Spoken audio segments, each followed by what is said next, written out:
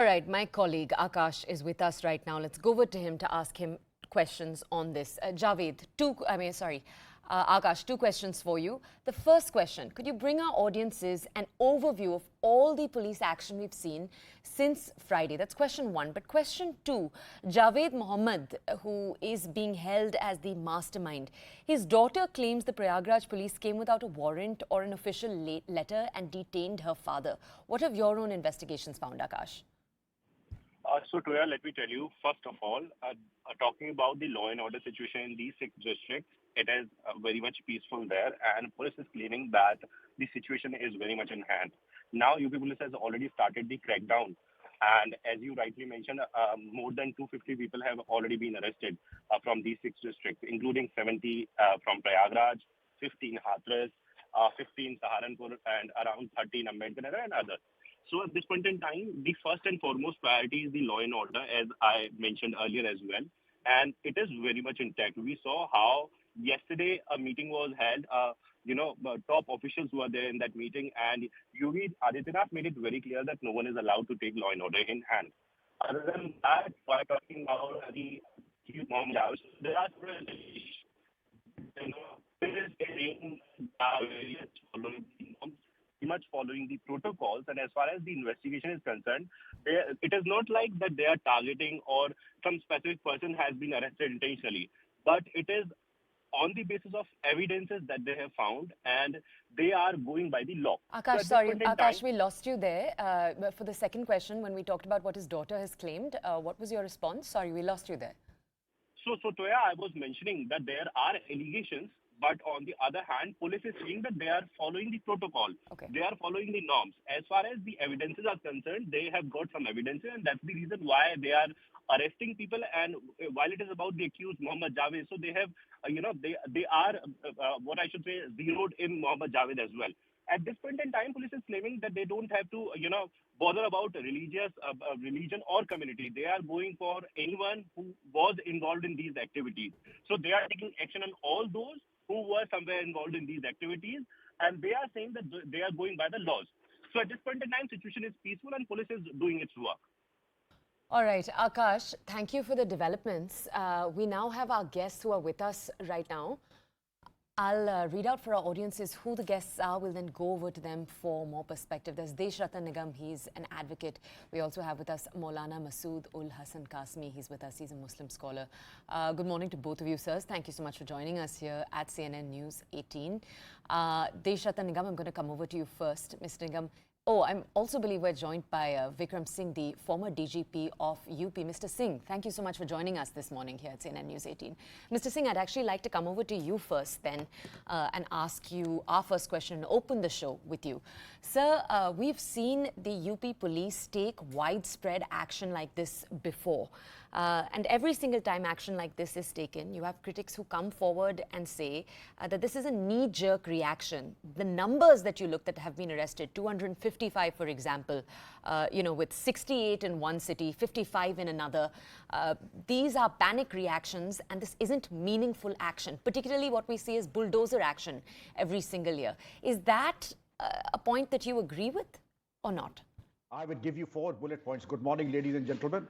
I will give you 4 bullet points. I think this is a very well calibrated, well thought of with application of mind and due attention to the legal ramifications. All right. The police act within the ambit of law, and my political friends, it is their compulsion to raise the question of caste, community, the poor and the youth.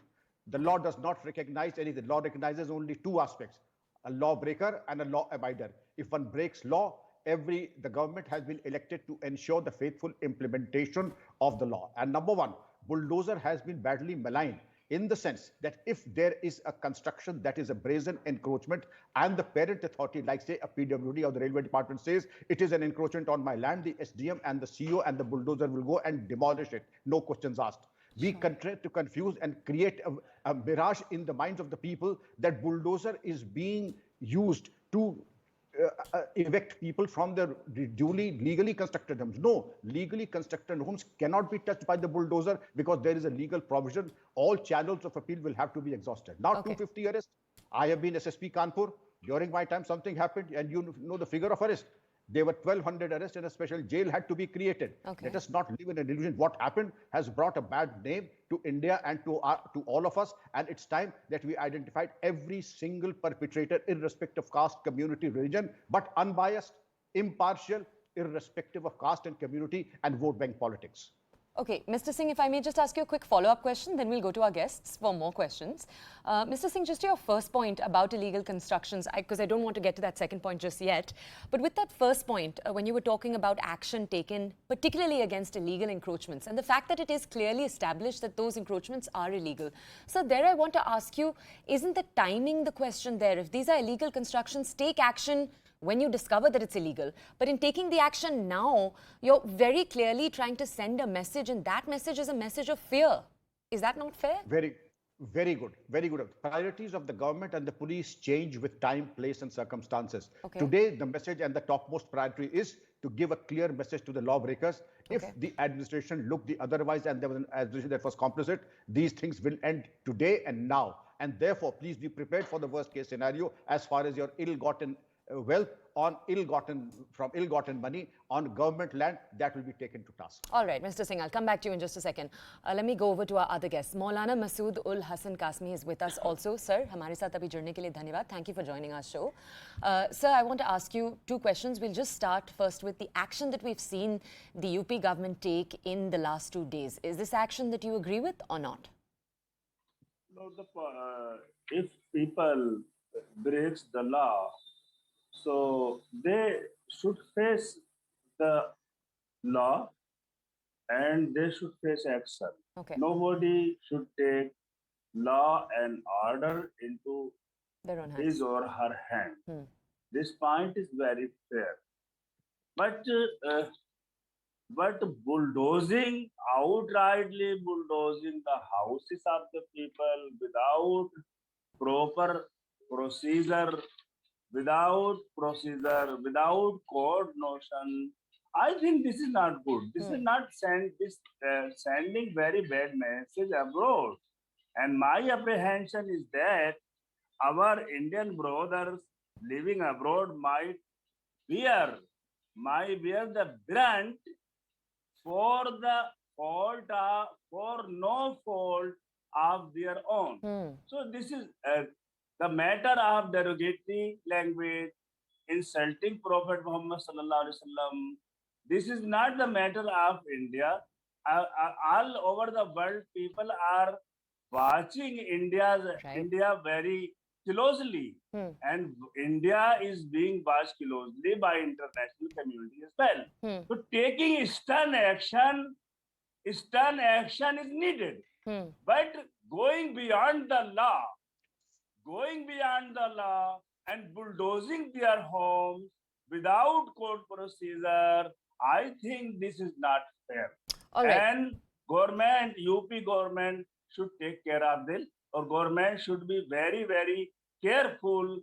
We should not send wrong message that could malign our image abroad. This is my point. Mr. Qasmi, thank you. And the point that you've raised there, I'm going to take it back to Mr. Singh. Mr. Singh, I'm going to come to you in just a second. But first, I actually want to go over to Desh Ratan Nigam. Mr. Nigam is with us. He's a senior advocate. Mr. Nigam, I haven't come to you yet. I apologize for that. I'd like to understand where you stand on this debate, which of the two sides you stand on. Then we'll continue further. Toya, one thing is very clear. The riots were premeditated, pre-planned and intentional. There is no doubt about it.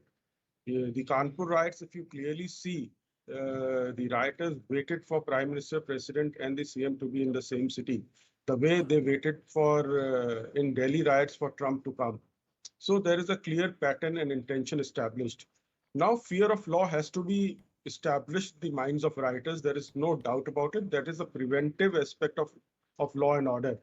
Curative is taking place, yes. But so far as the riot should not take place in future, the fear of the law has to be there in the mind. Now, secondly, when people talking about bulldozer, let me tell you, all these areas where these constructions have been made, the due process law has already been done long time back. The notices were issued, the court's orders have been passed, and everybody is exhausted in some Mr. of the Nigam, cases. but one second there, I'd like to stop you just to ask you, even in Jahangirpuri, when we've seen similar action take place across the country, all right, we have a breaking piece of news coming in, then Mr. Nigam, I'll return to you. 1 second, please.